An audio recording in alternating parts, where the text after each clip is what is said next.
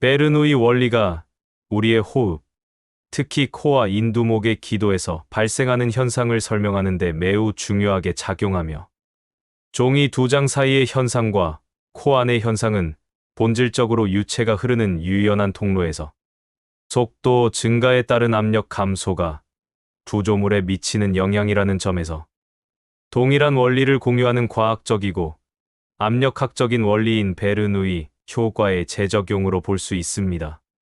공기 흐름에 가속화는 베르누이 원리의 핵심이며 우리가 숨을 쉴 때 공기는 넓은 공간에서 좁은 관으로 들어갑니다. 특히 코 안에는 공기 흐름의 가장 좁은 부분이 있는데 이를 비강 밸브라고 하며 이 좁은 통로를 지나면서 공기 유체의 속도가 급격히 증가하게 되는데 이는 연속 방정식의 결과입니다. 베르누이 원리에 따라 유체의 속도가 증가하면 유체가 벽을 미는 정압은 감소하게 되는데 즉 공기가 빠르게 흐르는 비강 밸브 내부의 압력은 외부 대기압이나 주변 조직의 압력보다 낮아지게 됩니다.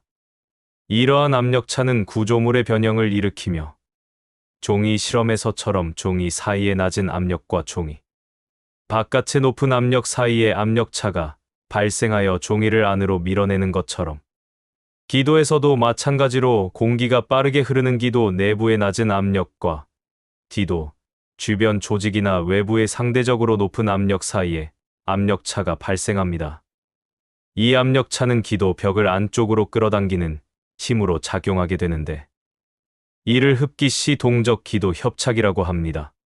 이러한 의학적 현상은 거친 숨과 수면, 중호흡에서 명확하게 관찰되는데 거친 숨에서의 비강 밸브 협착은 운동이나 깊은 호흡 시 우리가 더 많은 공기를 더 빠른 속도로 흡입하려 할 때 발생합니다.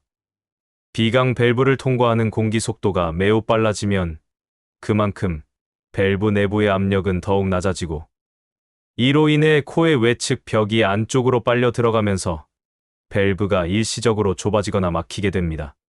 이 현상은 코로 숨을 깊게 들이쉴 때 코의 콧방울 부분이 안으로 움푹 들어가는 것을 육안으로 관찰할 수 있으며 이는 베르누이 원리에 의해 유발된 기계적 폐쇄 현상입니다. 또한 수면 시호흡에서의 기도 협착 역시 동일한 원리인데 수면 중에는 근육의 긴장도가 낮아져 코 뒤쪽의 인두벽이 더욱 유연하고 무르게 됩니다. 숨을 들이쉴 때 인두 내를 지나는 공기의 속도가 증가하면서 인두 내부의 압력이 떨어지고 주변 조직의 압력이 내부 압력보다 높아지면 느슨해진 인두 벽과 혀 등이 기도 안쪽으로 빨려 들어가면서 기도가 좁아지거나 완전히 막히게 됩니다. 기도가 좁아지는 경우에는 기도 벽이 진동하며 코골이 소리가 발생하고 완전히 막히는 경우에는 폐쇄성 수면, 무호흡이 발생하며 이는 심각한 의학적 문제입니다.